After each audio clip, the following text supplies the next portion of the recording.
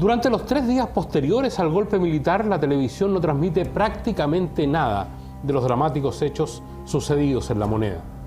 Sin embargo, periodistas y camarógrafos filman y recopilan valiosos testimonios de lo que ha estado ocurriendo en el país. El programa TV o No TV nos revela cómo fueron esos días a partir de lo que vimos los chilenos en la televisión. Y además nos cuenta cómo se vive el clima interno en los canales a partir de la llegada de los militares. Recién el jueves, 14 de septiembre, en un especial periodístico, los chilenos ven en cadena nacional todo lo filmado 72 horas antes por Canal 13. Por nuestros camarógrafos. Ya empieza a oscurecer, la calma vuelve a Santiago, al menos en este sector, en el centro, y lo que podemos observar del Palacio de la Moneda hasta ahora es desalentador. La televisión mostrará las imágenes del bombardeo a La Moneda varios meses después. Los exteriores, por el interior, por el Patio de los Naranjos, muestra varios boquerones que son la acción de los rockets. Deben ser de unos 40 centímetros aproximadamente. Algunos han traspasado la muralla, otros han dejado una perforación bastante profunda. Y también los días posteriores al 11 de septiembre cambian radicalmente las condiciones en que la televisión informa. Nosotros nos dedicamos solamente a reproducir lo que la Junta o el Departamento de Comunicaciones de la Junta de Gobierno nos enviaba y nos llevaba al canal. Había que limitarse prácticamente a la información oficial, nada más. No había ninguna posibilidad de poder reportar por tus propios medios, salir a recorrernos. Eso no podía hacer. Y hay un comandante, que es el famoso Mayor Guzmán, que se quedó permanentemente ahí y no salía nada al aire si no pasaba por sus manos. Algunos de estos volúmenes están siendo seleccionados por el ejército para ser llevados a sus cuarteles donde se procederá a algún análisis del contenido. Todo era revisado. Todo. Los de menor importancia están siendo quemados acá mismo en la calle Diagonal Paraguay. Esta quema no será la única. El incipiente archivo audiovisual de Televisión Nacional se destruye. A nuestra oficina entraron los militares y tomaban las películas, las cajas de películas, y las quemaban en un sector de un patio trasero. Fue un atentado a la profesión y un atentado a lo que significa querer borrar la historia de un país. Los días después de la asunción del nuevo gobierno, los profesionales de Televisión Nacional son citados para volver a trabajar. Poco a poco, los canales comienzan a emitir su programación.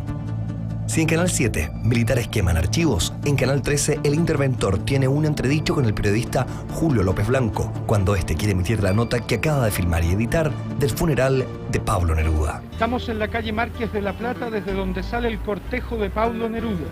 El día es gris y frío como esos días de invierno de allá de Parral, donde en 1904 nació Neftalí Reyes Basualto, el mismo Pablo Neruda, cuyo cuerpo es conducido ahora al cementerio general. 3 jeeps militares, con una docena de soldados armados de metralletas, mantienen una vigilancia atenta pero lejana. No hay altos dirigentes ni representantes de la desaparecida Unidad Popular en el sepelio. Sí hay personalidades del mundo literario, diplomáticos, exministros de Estado y exparlamentarios. Usarán de la palabra el Mundo Herrera, vicepresidente de la Sociedad de Escritores de Chile, Roberto Mesa Fuentes por el Grupo Fuego de Poesía y Francisco Coloane, escritor y amigo del Bati. Alguien nos ha dicho: aquí estamos los barcos amigos, todos juntos en la hora de la partida. Entre las palabras y los rumores captamos los llantos de Matilde Urrutia, la mujer que lo acompañó 21 años. Recuerdo que murió Pablo Neruda, ¿no es cierto? Y Julio, que siempre ha sido muy de la onda poética, así de la vena de escritor, hizo una nota sobre el fallecimiento de Neruda, quién era ese Neruda. Y en esa época hubo problemas por el censor que estaban. Dijeron que no podía ir esa nota al aire. Entonces Julio López se molestó mucho. Él le dijo a la persona, ¿no es cierto?, que lo estaba diciendo, podía ir al aire, que ni él, por Julio López, ¿no es cierto?, iban a pasar la historia, que sin embargo Neruda iba a quedar en la historia, no solo de Chile, sino que del mundo, una cosa así. Desde Francia, informa el cable, llegan pésames y se le otorga la placa de Gran Oficial de la Legión de Honor. En Madrid, los críticos dicen que ha muerto Neruda, el estallido planetario y el poeta más grande de todos los tiempos.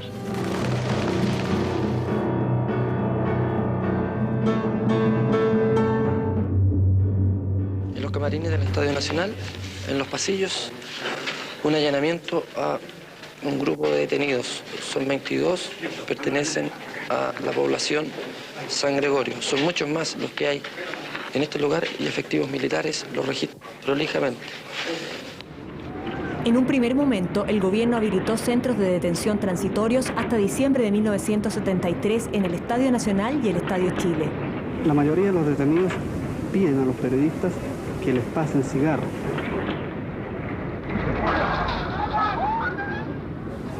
En algunos rostros se nota alegría y en otros tristeza. En nuestra investigación nos encontramos con esta situación tragicómica de los detenidos en el estadio. Fuertemente custodiados por militares armados, improvisan una banda musical. Al Patito lo llevaron detenido al Nacional. Al Patito lo llevaron detenido al Nacional. Y el Patito así decía: el lunes por la mañana me llevaron prisionero. El patito chiquito no quiere ir al mar porque en agua salada no sabe nada. El patito chiquitito no quiere ir al mar porque en agua salada no sabe nada. Según la versión oficial, el número de detenidos osciló entre 3.500 y 4.000.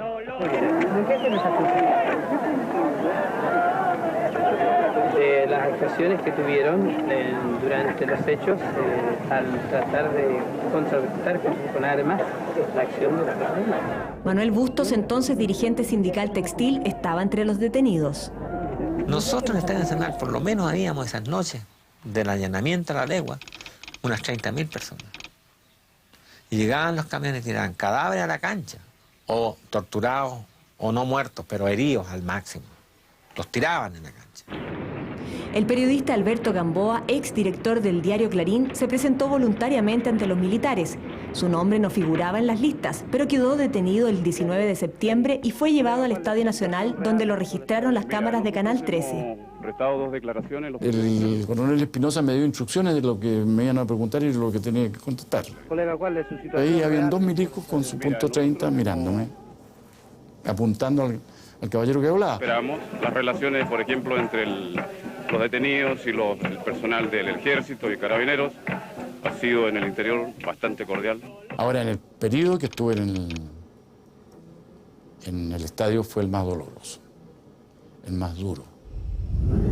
Entonces ahí nos interrogaban de acuerdo con sus modernos sistemas, que era de pegar bastante, con mucha brutalidad.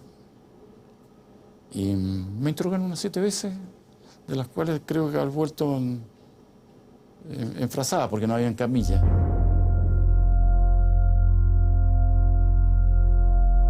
En esos días, el cardenal visitó a los detenidos en el estadio y le autorizaron que oficiara una misa.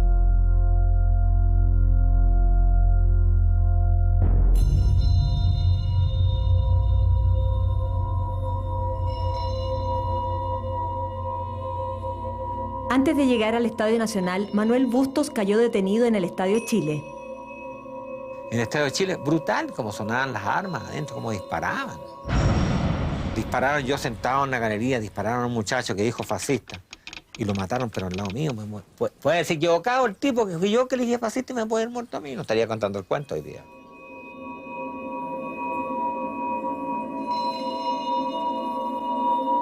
Bueno, ahí estoy yo en la noche y en la espalda, sin saber quién era mi compañero de espalda, y de repente lo miro así. Y me dice, ¿tú eres Manuel Bustos? Sí. ¿Y tú eres Víctor Jara? Sí. Y ahí conocí a Víctor Jara yo en persona. La noche siguiente lo sacaron y nunca más apareció. Se pescan a Víctor Jara y lo sacan y me lo ponen al lado mío. Y fuimos los 2 seleccionados. Un carabinero me dice, ese es el médico del Chicho. Ese es Bartolín, el médico del Chicho. Entonces cuando lo siente el comandante Manrique, saca la pistola pasabala y me la pone en la nuca. Y me dice, te llegó tu cuarto de hora, tal por cual.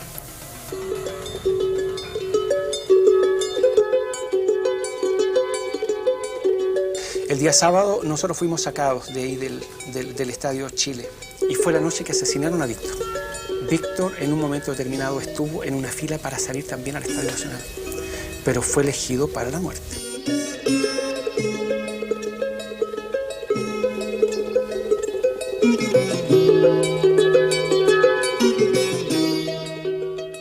Te recuerdo, Amanda, la calle mojada, corriendo a la fábrica donde trabajaba Manuel. La sonrisa ancha, la lluvia en el pelo, no importaba nada, ibas a encontrarte con él, con él, con él, con él, con él. Son 5 minutos, la vida es eterna. Mientras estos dolorosos hechos suceden en el país, en la televisión el show parece continuar, aunque tras bambalinas la historia es otra. Don Francisco sigue cada tarde de sábado con su programa. Tras el 11 de septiembre no cuenta con la compañía de su inseparable pianista Valentín Trujillo. Como muchos otros, él no se atreve a volver a su trabajo. Teme sufrir represalias por sus ideas políticas. Lamentablemente sé lo de Víctor Jara, sé lo de Ángel Parra. ¿Te enteras en esa mañana? En esa mañana. Y me pasó como el chiste que corrían del conejo. Me escondí. Mario Kreuzberger le pide que regrese. Y volví como a los 3 meses a Sábado Gigante. En este caso, entonces... Por Mario Luis Kreuzberger Blumenfeld. Eran trabajadores honestos, responsables, que por una contingencia política, por una situación, por su pensamiento, no podían seguir trabajando. Yo no podía modificar eso, pero sí podía ayudarlos para que ellos pudieran o salir del país o buscar alternativas o tratar de ayudarlos en algo. En estos casos yo me la jugué y dije, ¿qué puede importar lo que piense una persona que se dedica a la música? Si aquí en este programa lo que viene a hacer es música, no viene a hacer su pensamiento.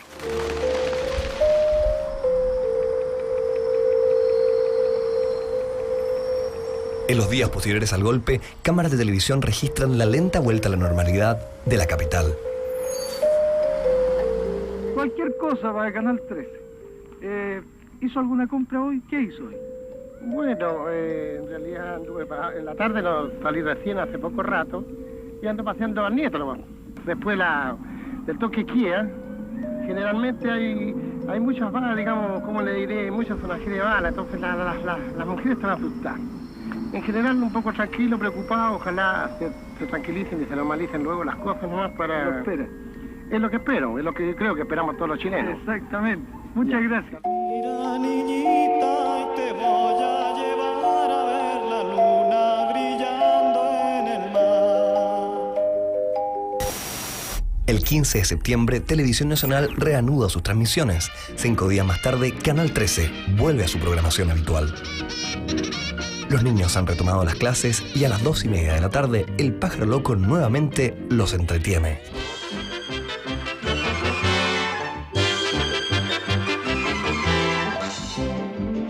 Bugs Bunny, el conejo de la suerte, aparece más tarde, a eso de las 7.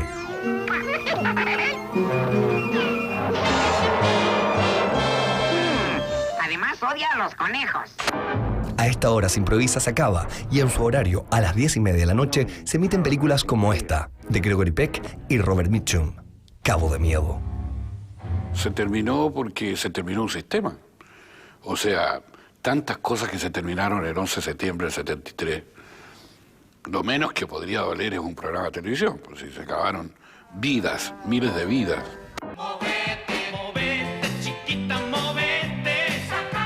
Pocos días después del 11 de septiembre, Televisión Nacional tiene un nuevo director ejecutivo, el coronel de aviación Eduardo Sepúlveda. Él mantiene parte de la programación. Música Libre no se suspendió. Pasó del periodo de la Unidad Popular al periodo de la dictadura sin descanso. A pesar de los temores de los empleados de Canal 7, se generan buenas relaciones con el nuevo director. Él no tenía ni pistola, nada, andaba siempre en manga camisa y chacoteando con nosotros y peluceaba y entraba en los juegos de nosotros, que éramos todos los que habíamos hecho Televisión Nacional. Y eso fue en el primer tiempo, hasta que esto cambió. Varios meses después, llega un nuevo director a Televisión Nacional, el coronel de ejército Héctor Orozco. De repente empezó a transformarse y empezó a tener color verde oliva, no azulito. Y llegó Orozco. Me llama mi general Pinochet y me dice: usted, me dijo, se recibe del canal de Televisión Nacional hoy. Mi general, le dije, yo de televisión lo único que sé es tirar un botoncito y se enciende y después lo presiono para hacia adentro y se apaga el televisor. No, de televisión no sé nada. No le gustó a mi general y me dijo, mire, me dijo, ya lleva como 1 minuto perdido. Entonces me dijo, allá están pasando una serie de cosas raras y usted me las arregla. De tal manera que yo tuve que llegar en ese predicamento acá y a la gente no le gustó. Por ejemplo, en el tiempo de Orozco, y él se tenía que acordar, él prohibió las parejas que se podían formar entre funcionarios, parejas afectivas. Hubo militares que prohibieron pololear dentro del canal, entre gente que se prohibió usar barba. Sí, a las mujeres nos prohibió usar minifalda. Ojalá usáramos pantalones. La disciplina del coronel Orozco llega aún más lejos. Se intenta cambiar la forma de hacer periodismo en Televisión Nacional. Y dice, yo quiero que acá hagamos un periodismo diferente. De ahora en adelante quiero que se haga un periodismo diferente. Eso significa que no quiero escuchar nunca más la pregunta qué, cuándo, cómo, dónde y por qué. Tienen que buscar otras preguntas, otra forma de hacer periodismo. Gonzalo Beltrán se reía, pero a carcajada. Yo dije, aquí nos van a fusilar. A carcajada, porque decimos, ¿y cómo vamos a preguntar? ¿Cómo? Transcurridos ya los primeros meses desde que asumieron el gobierno, los militares se aprestan a hacer profundos cambios en la economía. Estas imágenes del programa Secretos de la Historia dan cuenta del repentino giro que han comenzado a vivir los chilenos en su vida cotidiana. Vivir, soñar ahora, disfrutar cualquier momento. La publicidad de la época intentaba inyectar optimismo a una economía deprimida. Cuando el gobierno militar tomó el control del país, atravesaba por una situación crítica.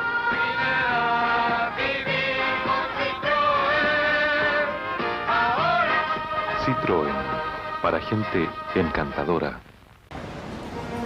La mayoría de las empresas estaba bajo control del Estado. Prácticamente no había productos importados y las cuentas internas estaban fuera de control.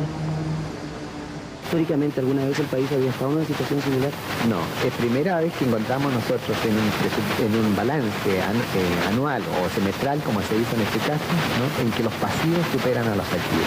¿Pero el país está materialmente en disposición de poder saldar esa quiebra? Mire, de cosas peores ha salido Chile y yo creo que va a salir adelante. El gobierno estaba gastando muchísimo más de lo que tenía. Y las economías de los países son más parecidas a las economías familiares de lo que la gente cree.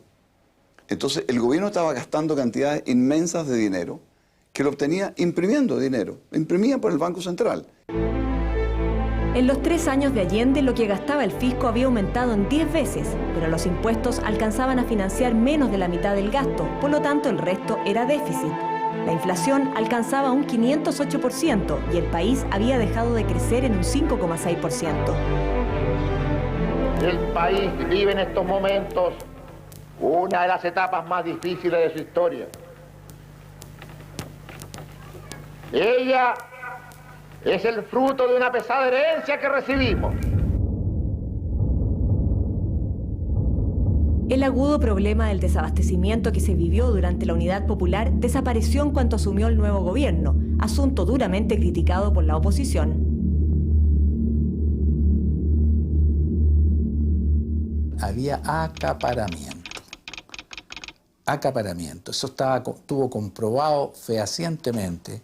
Tal es así que al día siguiente del golpe de Estado, como por arte de magia, aparecieron los productos en los estantes. Siempre se ha dicho que los empresarios especulan, que boicotean. Si fuera cierto, o sea, ¿qué significa boicotear? Parar las inversiones, parar la producción, no contratar más gente. Si fuera cierto de lo que nos acusan, este país estaría en la ruina hace muchos años. Nosotros tenemos el convencimiento de que la llamada vía chilena de construcción del socialismo, que empujó y enarboló como bandera a la unidad popular y exhibió mucho en el extranjero, estaba rotundamente fracasada. Y eso lo sabían los militantes de la Unidad Popular y lo sabía Allende. Y por eso ellos se prestaban, a través de la organización de milicias armadas, muy fuertemente equipadas, que constituían un verdadero ejército paralelo, para dar un autogolpe y asumir por la violencia la totalidad del poder. En estas circunstancias pensamos que la acción de las Fuerzas Armadas simplemente se anticipó a ese riesgo para salvar al país de caer en una guerra civil o en una tiranía comunista. Cada integrante de la Junta Militar asumió una tarea diferente. Al almirante José Toribio Merino le correspondió coordinar los temas económicos. Requerimos el trabajo y la labor de todos los chilenos, digo, desde el más humilde hasta el que tenga la mejor capacidad intelectual, puesto que sin eso es imposible. Chile es un equipo grande. El fisco estaba prácticamente en quiebra, sin recursos. En un gesto casi simbólico, el gobierno impulsó una campaña de reconstrucción nacional llamando a entregar donaciones en dinero u objetos de valor. La campaña se inicia en este momento al entregar los señores miembros de la Junta de Gobierno y los señores ministros de Estado 5 días de sueldo. Entrego yo mi donación. En este momento, como acaba de decir el general Augusto Pinochet, en este Consejo de Gabinete, los ministros de Estado... El sentido que tuvo eso fue contribuir con bienes que pudieran transformarse en dinero, en recursos para el Estado, para pagar parte de las deudas inmensas que tenía el Estado, que había adquirido con todos los organismos financieros internacionales, etc., y frenar este déficit que tenía.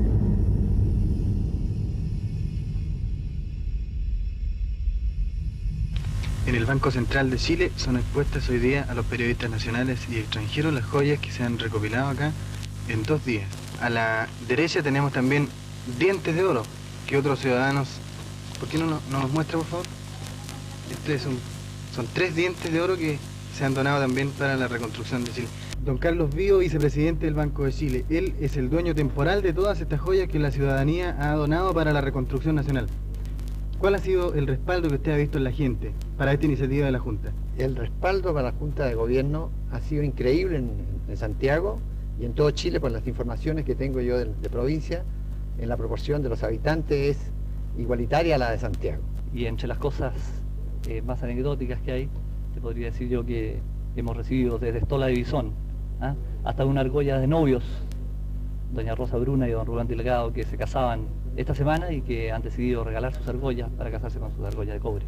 Muchas críticas posteriores de que esos bienes nunca realmente se vendieron y que hubo... Yo no tengo idea, yo contribuí con mis anillos de compromiso y con algunas otras joyas así que había en la casa, pero que no eran muchas tampoco, pero no tengo la menor idea. La campaña de reconstrucción nacional fue una medida puntual para un primer momento, pero estaba pendiente la transformación de fondo de una economía fracturada. Jelly, lleve jelly yogur. Lleve jelly yogur. Delicioso y nutritivo, con sabor. Al natural.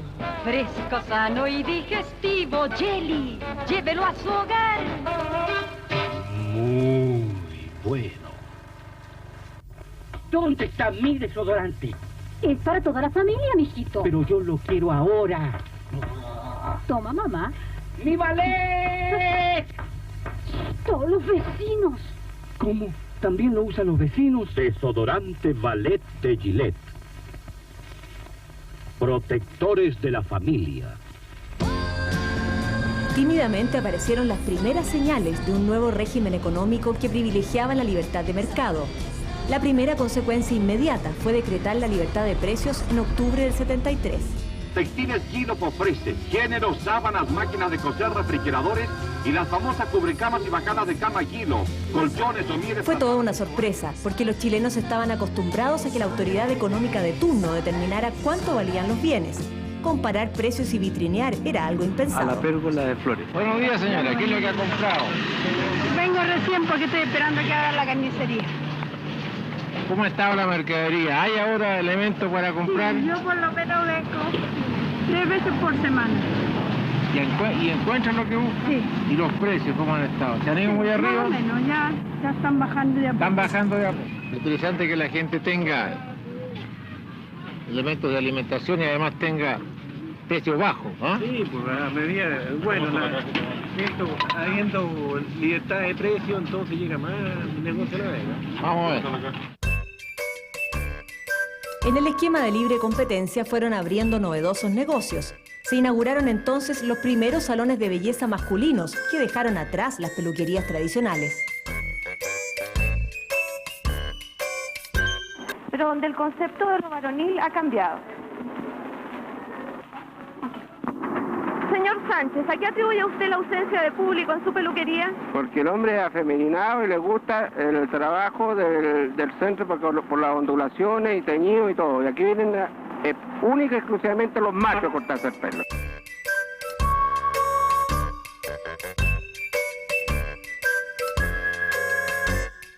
El hombre quiere terminar con el eslogan que tiene que ser peludo, hediondo y feo. El bronceado artificial y otros trucos dejaron de ser privativos de las féminas.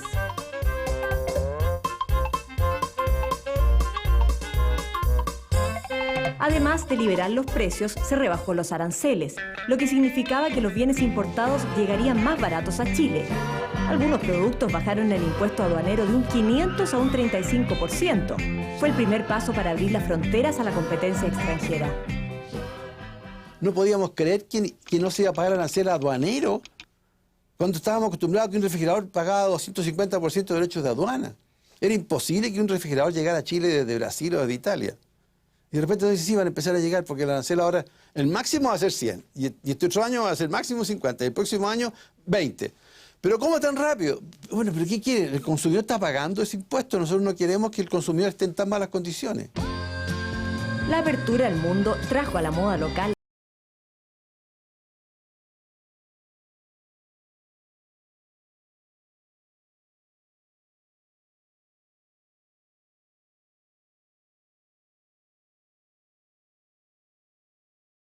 El nuevo modelo económico vino para quedarse. Su aplicación cambiaría drásticamente el estilo de vida de los chilenos. Ya viene. Cuando Dios se irritó y lanzó a los demonios al infierno, ¿no fue una extradición? ¿No fue un exilio?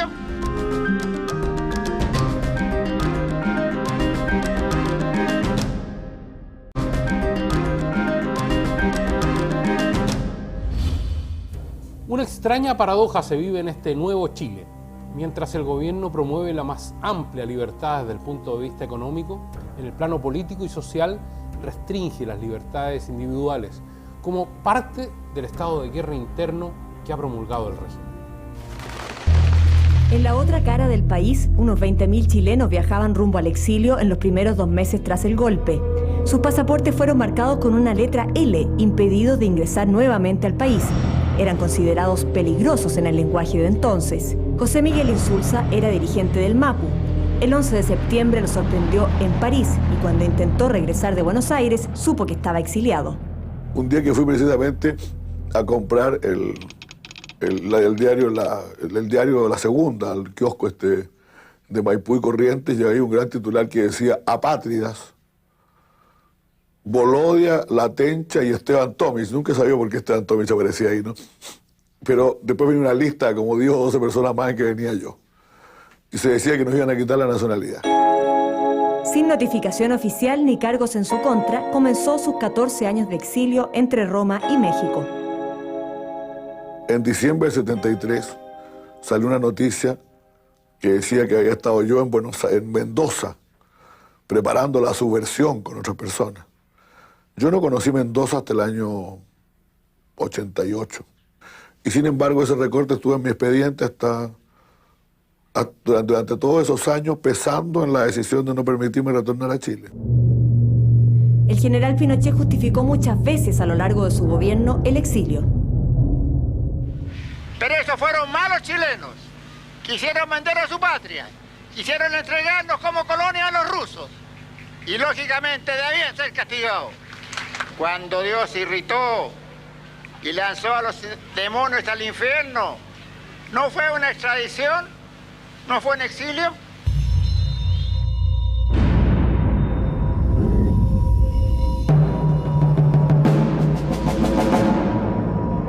Para quienes quedaron detenidos en el país, se habilitó centros de reclusión permanentes en todo el territorio. En el norte, los campamentos de Pisagua y Chacabuco. En Talcahuano, la isla Quiriquina. Más al sur, en el extremo austral, se utilizó la isla Dawson para confinar a los altos jerarcas de la Unidad Popular. Entre ellos, José Toá, Fernando Flores, Aniceto Rodríguez, Daniel Vergara y Sergio Vitar. Osvaldo Puccio llegó a Dawson junto a su padre, ex secretario personal del presidente Allende. Tenía 20 años y era el menor de los detenidos. Permaneció en ese lugar durante 8 meses.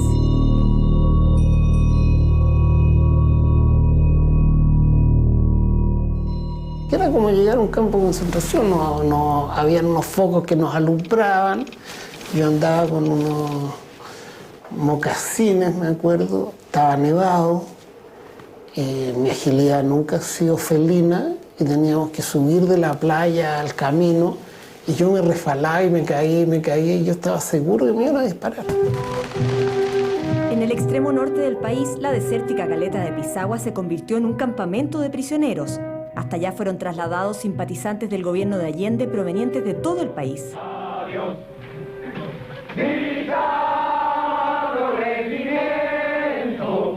Llegó la hora del adiós. Y yo por el momento soy dirigente sindical hasta que me trajeron el 11 de diciembre del 73. La mejor manera de tratar de pasar es salir a trabajar para tener un aliciente de olvidarse de todo lo que les pueda pasar más adelante. Y allá a lo lejos se anuncia el cañón con su rugir. Se ocupó acá la cárcel, la enfermería como centro de tortura. Y cuando había que sacarlo a otros métodos de tortura más duros, éramos sacados en grupos de 10, de 12, a veces hasta 20. Salíamos vendados de acá, no sabíamos dónde los llevaban. Había uno que hacía de cabeza y había que afirmarse en el paletó del que lo secundaba, y así sucesivamente.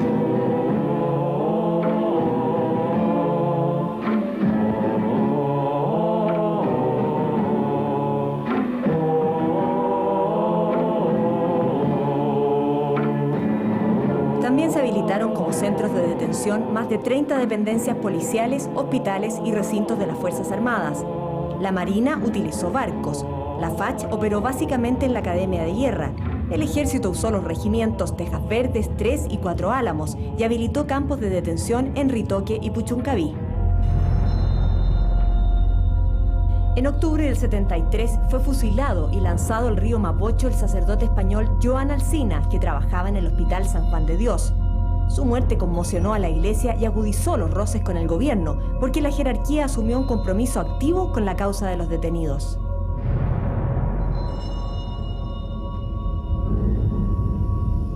Se los defendía ante los tribunales, para lo cual se organizó el Comité Pro Paz ese año, integrado por representantes de distintos credos. Tan solo en la región metropolitana se presentó 9.000 recursos de amparo entre el 73 y el 89. De ellos, solo 29 fueron acogidos. Que no era solo una denuncia, sino que muchas veces, y la mayoría de las veces, era con antecedentes, con testigos. con documentos presentados ante la justicia, con denuncias formales, de acuerdo con las leyes de nuestra patria. Eso le molestaba al gobierno, sin duda. No se meten también la parte de derechos humanos, que no se puede detener a nadie si acaso no se avisa al abogado. Si avisamos que tomamos a un correo, bueno, de inmediato se deshace toda la maquinaria que tienen montada. Esa es la razón que no quieren entender algunos señores que lo apoyan a estos delincuentes. Este es el sonido de un helicóptero militar que quedará para siempre en la mente de 72 familias que a fines de 1973 pierden a los suyos en un sobrecogedor testimonio que recoge secretos de la historia. Este es el trágico paso de la caravana de la muerte. El 30 de septiembre de 1973, un helicóptero militar emprendió vuelo desde el aeródromo de Tobalaba. El general de ejército Sergio Arellano Stark viajaba por encargo del general Augusto Pinochet con el rótulo de oficial delegado, según su versión, para agilizar los procesos judiciales pendientes. Se detuvo al menos en 5 ciudades de sur a norte. El comandante Efraín Jaña, entonces a cargo de la provincia de Talca, recibió a Arellano en su primera escala. El general, sin mayor protocolo, me dice: ¿cuántas bajas? ¿Cuántos procesos? ¿Cuántos muertos? Yo le digo: aquí no se ha producido ninguna de esas cosas, general. Y ahí es cuando me dice: ¿y no sabe usted que estamos en guerra? Y la respuesta, la mantengo, la respuesta que le di: ¿de qué guerra me habla, general? Aquí no ha sucedido nada. La comitiva la integraban además el coronel Pedro Espinosa, el teniente Armando Fernández Larios, el mayor Marcelo Moren Brito y el jefe de Estado Mayor Sergio Arredondo. En Cauquenes, la primera escala de la comitiva, fueron fusilados el 4 de octubre 4 jóvenes socialistas, supuestamente acusados de formar una escuela de guerrillas, aunque no hay registro de consejo de guerra. El día 1 de octubre estuvimos en Cauquenes y no el día 4. El día 4 debo haber estado en Valdivia y en Puerto Montt. El martes 16 de octubre, 2 semanas después de regresar del sur, la comitiva militar inició la segunda etapa de su viaje en La Serena.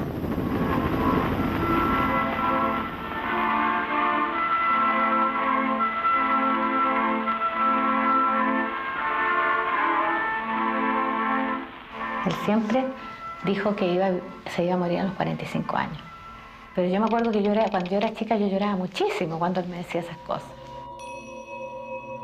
María Fedora recuerda que su padre, el músico serenense Jorge Peña, cumplió 45 años en 1973.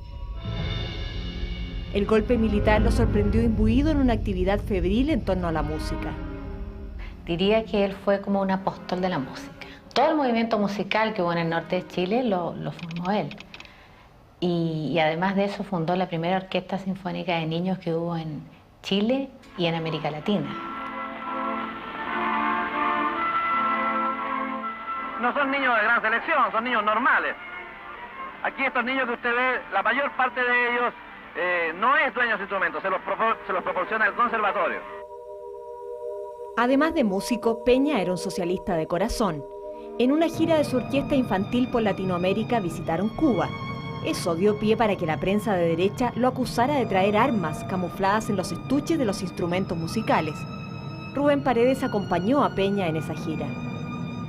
La escuela de música fue ametrallada y se buscó milímetro a milímetro en todos los patios donde estaban enterradas las armas y no se encontró nada, absolutamente nada, porque no existía nada. Pero en esa época se inventaban todo tipo de cuentos, porque nadie pensó que todos esos cuentos, de ambos lados, del lado que fuera, todas esas cosas podían traer consecuencias tan dramáticas. El músico fue detenido tras el golpe y estaba en la cárcel junto a otros 18 presos por motivos políticos. Fueron sacados y conducidos al regimiento, supuestamente a un consejo de guerra. No te preocupes, Rubén, me dijo. Yo por la última ida que tuve a Fiscalía, creo que dentro de muy poco voy a salir. Fue lo último que me dijo. Me acuerdo que me abrazó, me golpeó el hombro.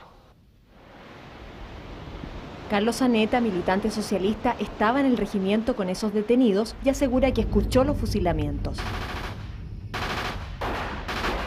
Y se sentían descargas. Primero, por lo general, era una metralleta. Una metralleta, que son armas cortas, chicas. Ya. Y en eso también se sentía descarga de un Mauser o dos Mauser, pistolas, ¿no? Ese tipo de detonaciones, pero ninguna así uniforme. Zaneta sobrevivió sin que él tenga hasta hoy una explicación. En su defensa, el general Arellano declara que escuchó disparos, pero que dedujo era el cumplimiento de sentencias de un consejo de guerra. Un golpe en mi interior muy grande, como un terremoto. Una cosa muy terrible. Y lo único que quise inmediatamente es verlo. Quiero verlo. Quiero ir a verlo, quiero ir a estar con él. Y me dijeron, no puedes verlo. ¿Pero por qué? Porque ya está enterrado, ya está sepultado. Los 15 cuerpos fueron sepultados clandestinamente sin dar aviso a los familiares. Solo se les entregó un certificado de defunción. La hija de Peña recibió después un pequeño sobre de la cárcel que traía un trozo de papel en su interior. Fíjate que él estaba en un calabozo muy pequeño, oscuro, sin ventanas. Y por algún rincón había una rendija donde entraba un haz de luz pequeñito. Y él, con esa luz, y como mi papá fumaba, con unos palos de fósforo quemados en un papelito, escribió una música. Y ese es el recuerdo que hay póstumo de él, digamos, el recuerdo vivo de él, de sus últimos días de vida, digamos, es ese.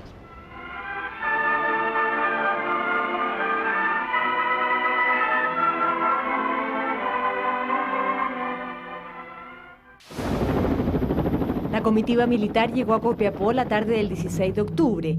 El comandante del regimiento, Oscar Hack, declaró que Arellano revisó el historial de los detenidos y marcó con su lápiz 13 nombres. Esa noche fueron sacados de la cárcel y fusilados en la Cuesta Cardone. Al día siguiente, 3 detenidos más fueron ejecutados. Sergio Arellano niega haber dado órdenes de ejecutar a los detenidos.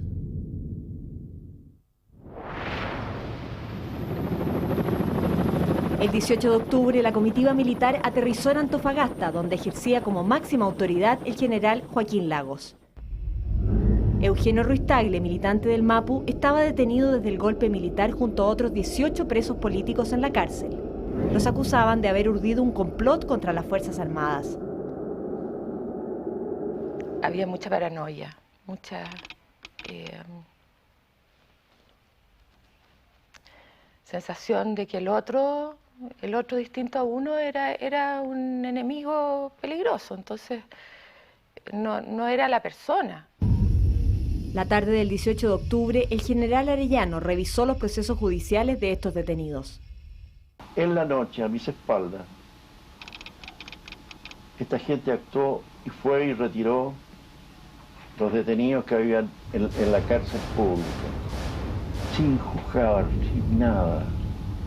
Los llevaron varios kilómetros al sur de Antofagasta, en la quebrada del Güey, y ahí los dieron de la forma más horrorosa posible. Y de eso le di cuenta al general Joaquín Lagos, porque eso ocurrió fundamentalmente porque personal bajo su mando fue el que entregó personal, material, vehículos y armamento. Gloria Collao estaba de turno como matrona en el hospital local cuando llegaron los cuerpos al día siguiente a la morgue. Me encontré con una morgue repleta. Habían cadáveres en camilla y habían otros en el suelo, porque no habían tantas camillas, pues nunca habíamos tenido tantos muertos, yo creo. Venían realmente masacrados, o sea, sin uña, lo que le quedaba, tenían tierra roja, por eso yo sé que efectivamente estuvieron en la quebrada del Güey, porque la tierra no se les salió. Y sí me impresionó Eugenio Ruiz Tagle, porque él específicamente, a él le sacaron un ojo. Yo creo que a todo el mundo que se le muere a alguien le vienen como muchos sentimientos, o sea, la pena, rabia, qué sé yo, y también alivio. todo mezclado, porque la sensación de que lo estuvieran maltratando era súper terrible. Entonces, también había una cosa como de alivio de que lo dejaran tranquilo.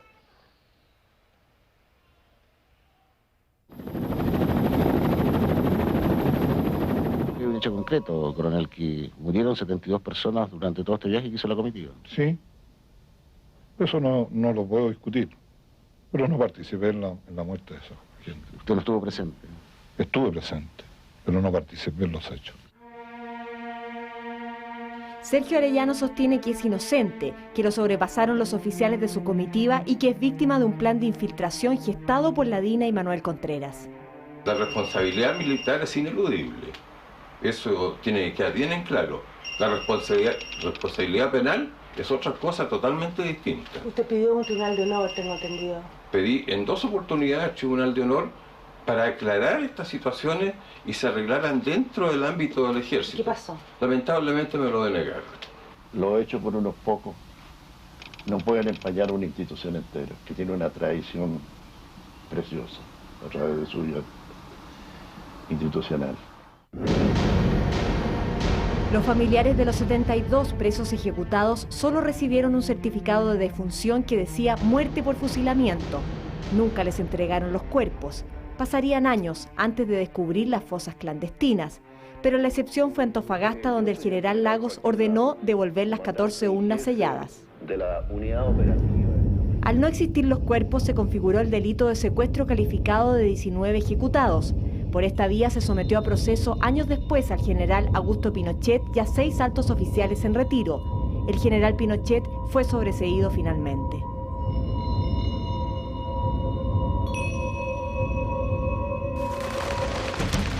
Ya viene. Llega a la Quinta Vergara el presidente de la República, general Augusto Pinochet.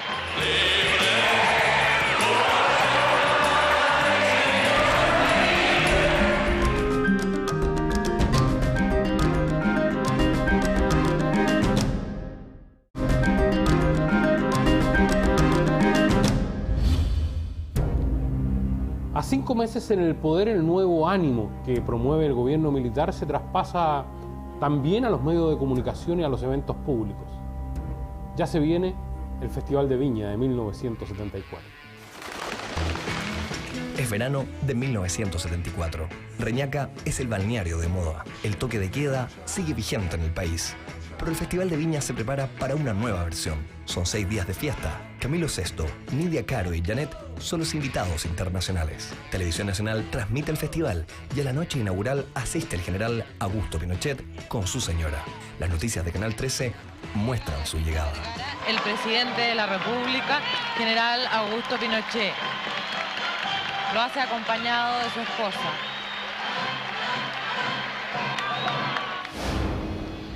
Yo soy rebelde porque el mundo me ha hecho así, porque nadie me ha tratado con amor. Y volver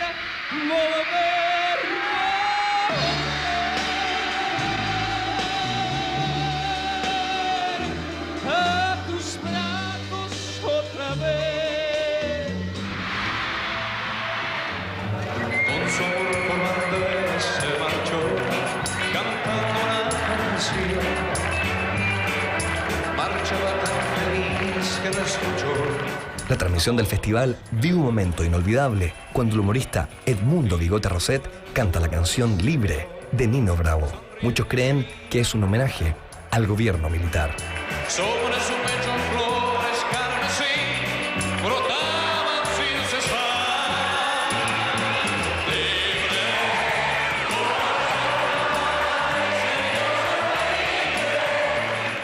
Lo que ignoran es que el momento no tiene ningún propósito político. Gabriela Velasco, mujer de Roset y uno de los rostros más bellos de la televisión, cuenta por primera vez la verdad de esa interpretación.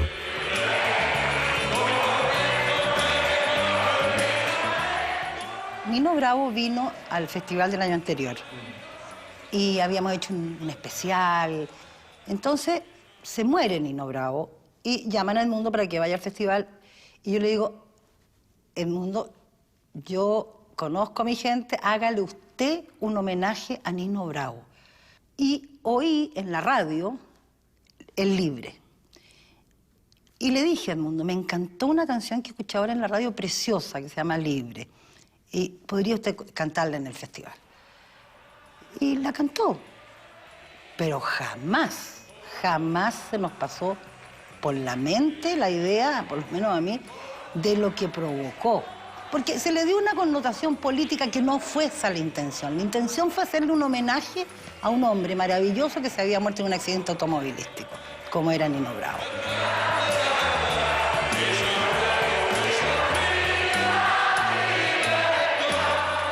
Es improbable que la conductora de Televisión Nacional, Gabriela Velasco, quiera, con esta sugerencia a su esposo, elogiar al nuevo gobierno, pues acaba de vivir un episodio que hoy decide revelar.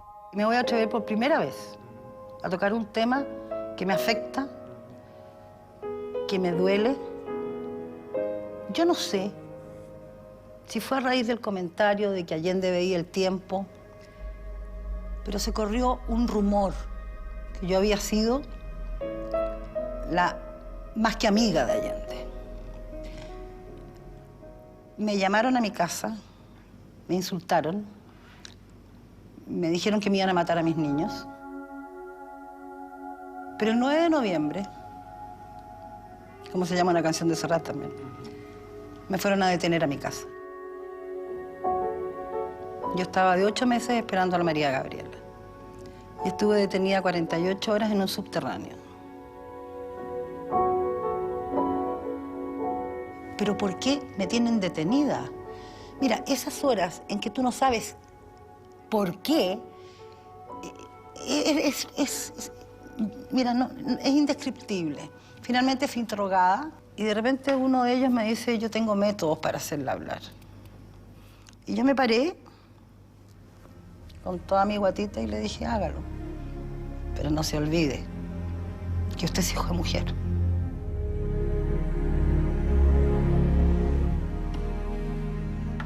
Gracias a Jaime Guzmán.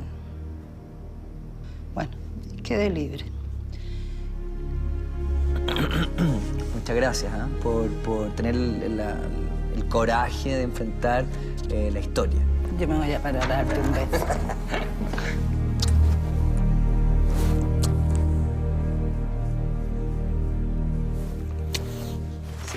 General Augusto Pinochet Ugarte, en conformidad al decreto... En diciembre de 1974, el general Augusto Pinochet asumió la presidencia de la Junta de Gobierno, asentando su autoridad y primacía. Los otros 3 integrantes de la Junta lo secundaron, ejerciendo en forma extraordinaria la función legislativa de los parlamentarios en receso. En esta ceremonia de 1974, Augusto Pinochet se convierte en presidente de la República de Chile, cargo que, como sabemos, va a desempeñar por los próximos 16 años.